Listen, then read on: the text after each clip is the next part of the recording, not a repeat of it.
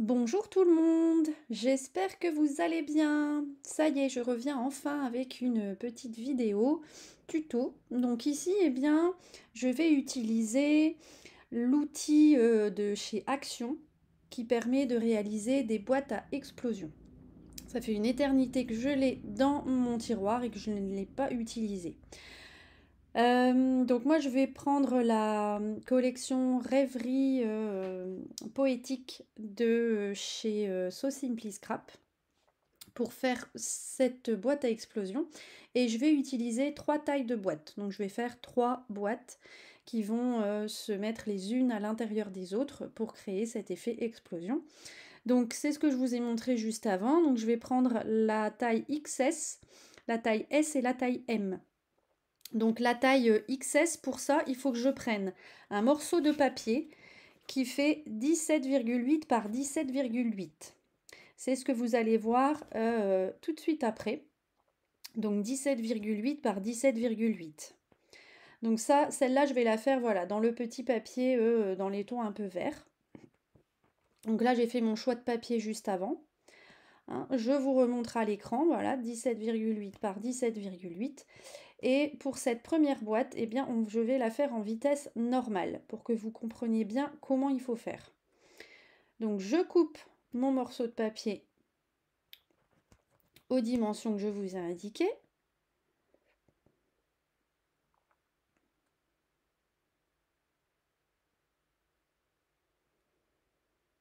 Et donc avec le côté Step 1 Box Guide, qui est juste là, voilà, pour faire la boîte. Je vais poser mon papier bien dans le coin en haut à gauche. Je vais prendre la taille XS.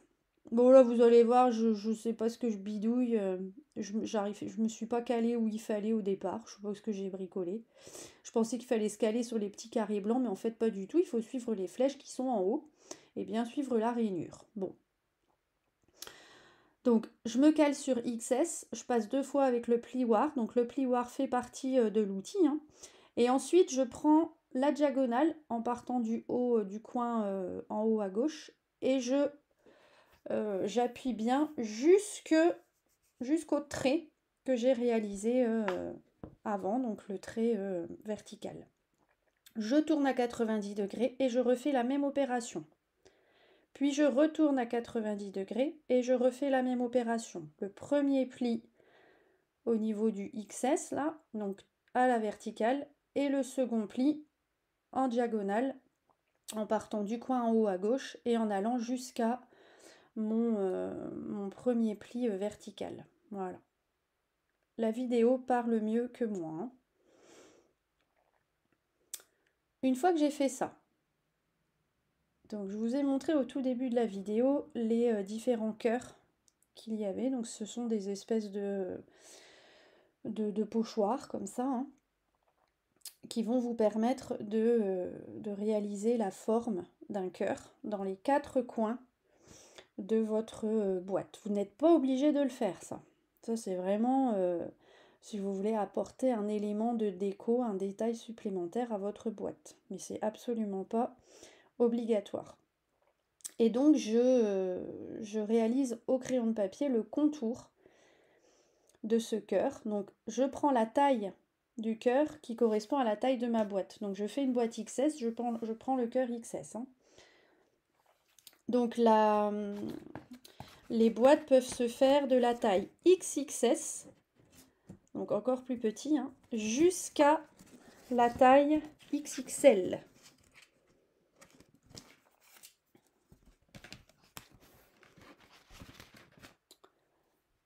Une fois que j'ai bien réalisé le contour de mes 4 cœurs, je vais découper chacun de ces cœurs avec un ciseau de précision. Pour le découpage des 4 cœurs, je vais passer en vitesse un petit peu plus rapide. Il n'y a rien de très très intéressant, mais voilà, je tenais à vous faire cette première boîte en vitesse normale. Voilà, donc je découpe bien ça, toujours en faisant tourner mon papier et pas ma paire de ciseaux. C'est mon papier qui me donne le mouvement. Donc c'est cette rotation-là que je fais avec la main gauche qui m'aide à bien découper, à faire des beaux arrondis.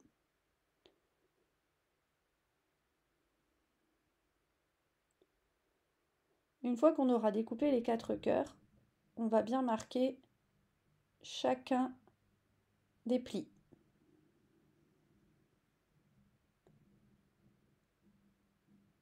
Pour former la boîte.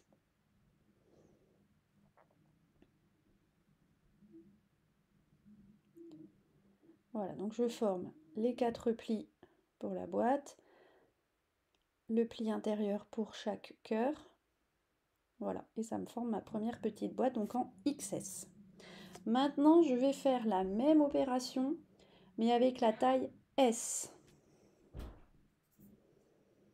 Donc la taille S, il me faut un morceau de papier qui mesure 20,3 par 20,3.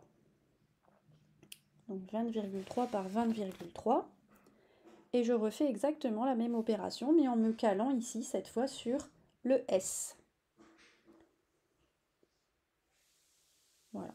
Donc là, beaucoup plus rapide. Hein. Je refais la même chose avec mon cœur, comme tout à l'heure. Tout à fait pareil.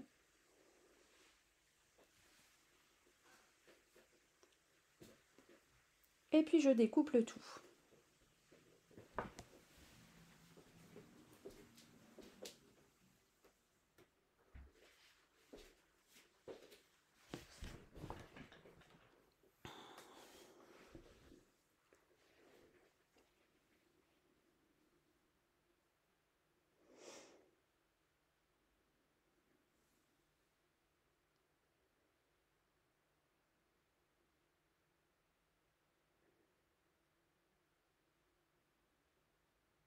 Je vais faire pareil, je vais bien marquer tous les plis.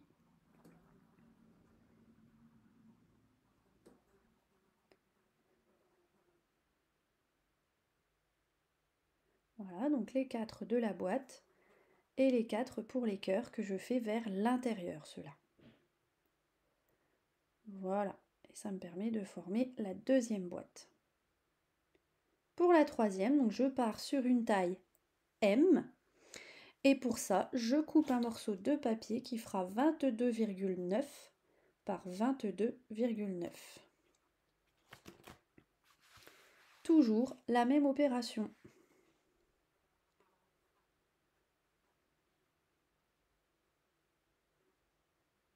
Voilà, donc on va passer cette étape. Je pense que vous avez compris un petit peu le principe.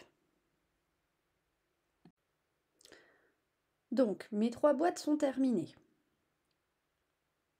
Voilà, donc je les mets les unes à l'intérieur des autres et on va faire le couvercle. Donc là, je me pose sur la... Enfin, je prends le dos de mon outil de chez Action, là. Donc, je prends la partie step 2 lead guide. Donc, c'est le côté pour faire les couvercles.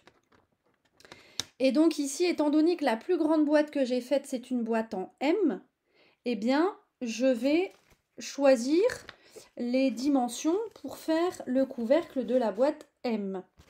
Donc le couvercle de la boîte M, pour ce faire, je vais découper un morceau de papier de 14 par 14. C'est ce que je viens de faire dans ce petit papier imprimé.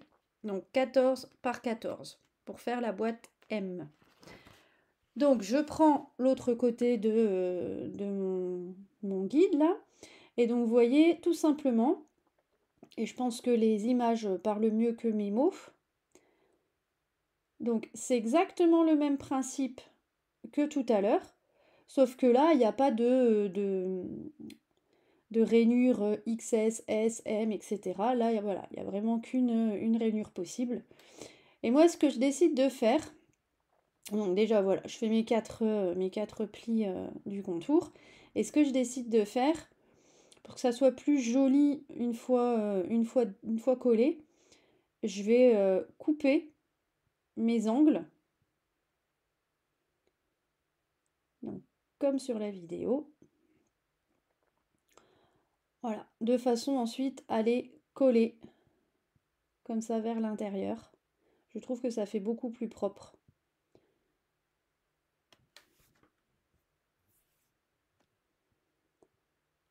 Voilà, donc je colle tout ça au double face.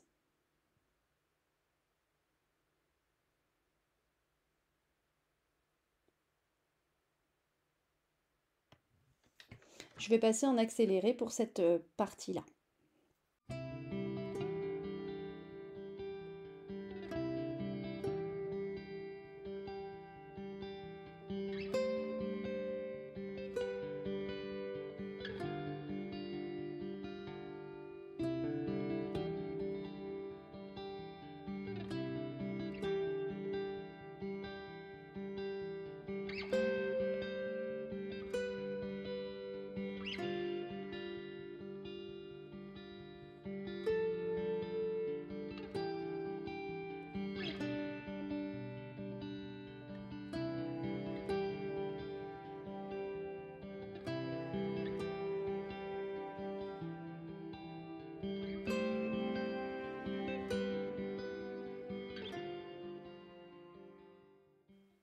Voilà, donc mes 3 boîtes ainsi que le couvercle sont terminées. On va pouvoir passer maintenant à la décoration. Et donc j'ai décidé d'alterner des embellissements mais aussi des photos. Donc j'ai imprimé 5 photos d'une petite sortie nature, imprimées avec ma Canon Selfie. Alors, j'ai bricolé, hein. J'ai réussi à trouver dans l'application Canon Selfie sur mon téléphone portable des possibilités d'imprimer en format carré, mais franchement pas évident du tout. Et j'ai plus d'imprimante photo à part la selfie, donc là j'avais pas trop le choix, il me fallait absolument des photos carrées pour ce projet. Donc voilà, j'ai un petit peu bidouillé, je me suis dépatouillée avec les possibilités qu'offre la Canon Selfie. Donc là je vous montre les différentes planches de tampons que j'ai utilisées pour ce projet. Donc c'est toujours So Simply Scrap. Donc la dernière collection, mais aussi d'autres planches des précédentes collections.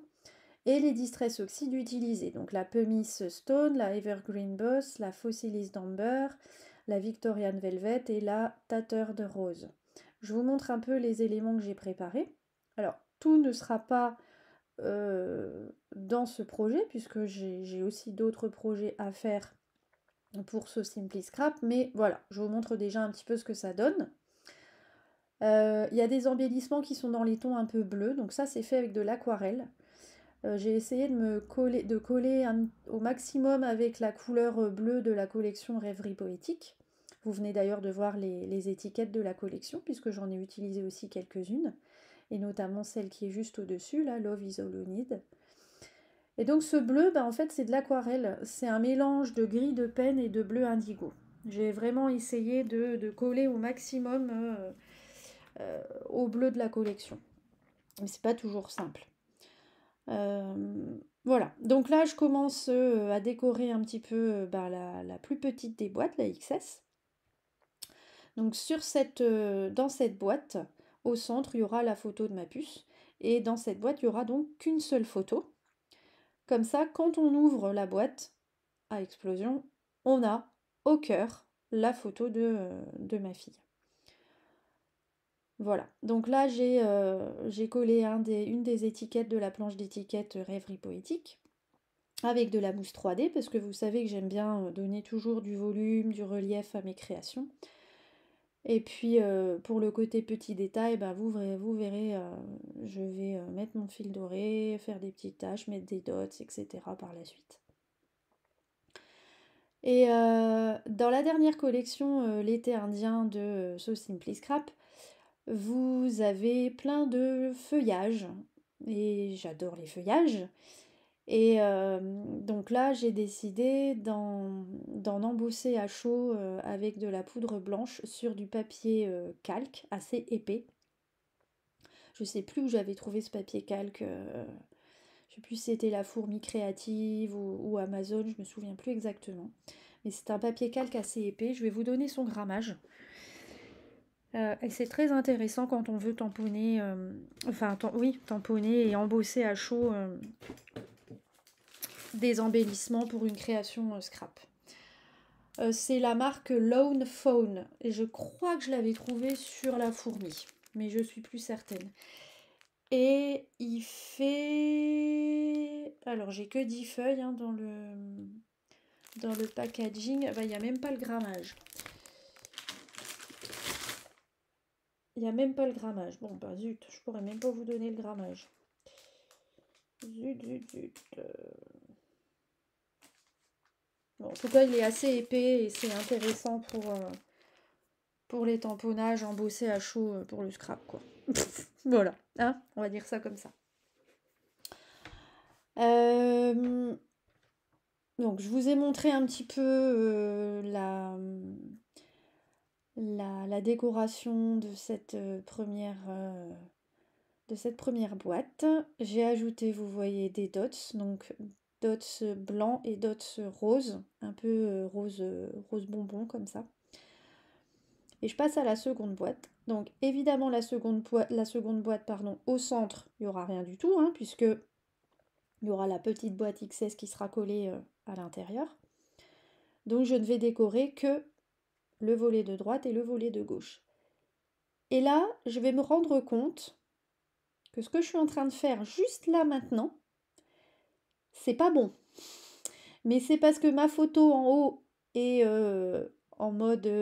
Enfin, est à l'endroit, à l'horizontale, que du coup, ça m'a induite en erreur. Mais du coup, mon idée de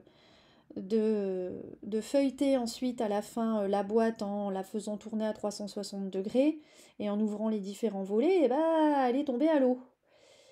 Et ça, je vais m'en rendre compte, mais qu'une fois que j'aurai tout collé. Donc plutôt que de décoller tous mes embellissements au risque d'abîmer ceux que j'ai colorisés, voilà, hein, eh bien je vais trouver une autre solution et je vais décoller la photo du bas et la mettre dans le même sens que celle du haut. Du coup, on va feuilleter la boîte dans un seul sens. Et puis tant pis, hein, on la fera pas tourner et c'est pas grave. Mais je vais m'en rendre compte là, juste après, et vous verrez, je vais être un peu embêtée et je vais devoir décoller la photo. Alors heureusement, c'est du roller colle, mais bon, c'est sûr que si j'avais collé avec de la tacky glue ou du double face fort, bah là j'aurais été chocolat. Voilà, donc là je m'en rends compte. Et je suis en train de me dire, bah mince, ouais, j'ai fait toutes ma décoration dans le sens horizontal. Il aurait fallu que je tourne ma réalisation pour pouvoir coller au fur et à mesure, comme si je feuilletais ma boîte dans le sens des aiguilles d'une montre, quoi. Mais bon, voilà, c'est pas grave. J'ai réussi relativement bien à décoller cette photo-ci, mais celle de la grande boîte, j'ai eu beaucoup plus de difficultés.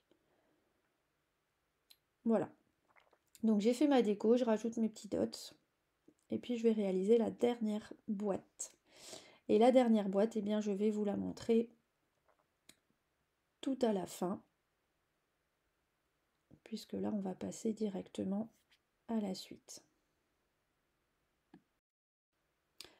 Voilà, donc ma déco est terminée, mes dots sont secs, je décide d'ajouter un petit tampon de tache à la Versafine noire un peu partout sur ma création.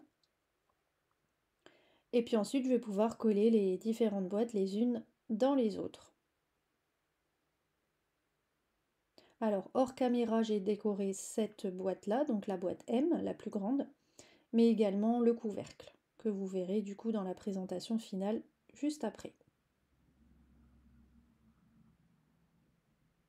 Voilà, je rajoute une deuxième petite couche. La première me convenait pas. Je voulais un peu plus cet effet tache. Et je vais donc coller les différents fonds de boîte à la tacky glue.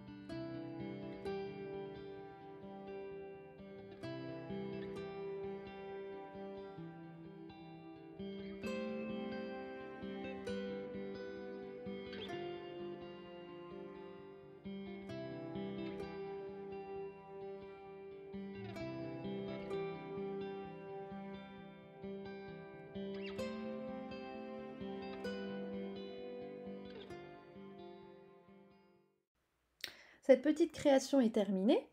Donc je vous montre la boîte en détail. Vous voyez sur le dessus, j'ai mis 2 rosaces que j'ai réalisées avec un dies de chez Comptoir du Scrap. Le reste, c'est tout en So Simply Scrap, y compris les petites étoiles en bois. Je vous montre en détail l'intérieur de la boîte. Là, vous avez vu la réalisation de la déco des 2 premières. Sachez donc que, je vous le répète, mais on peut faire des boîtes de la taille XXS à la taille XXL. Autrement dit, 1, 2, 3, 4, 5, 6, 7 boîtes différentes. Là, moi, je n'en ai fait que 3. Donc, ça peut être beaucoup plus spectaculaire si vous en faites 7. Hein. Et c'est vraiment très simple d'utilisation. C'est un outil que vous pouvez retrouver aussi, je pense, chez We Are Memory Keeper, si vous ne le trouvez plus chez Action. Mais en tout cas, c'est vraiment très sympa. Ça donne un bel effet et puis c'est adaptable à plein de possibilités. Voilà. Bah écoutez, j'espère que ça vous aura plu et que ça vous aura permis de découvrir peut-être cet outil. Je vous souhaite une très belle soirée et je vous dis à bientôt pour un prochain tuto. Bye bye!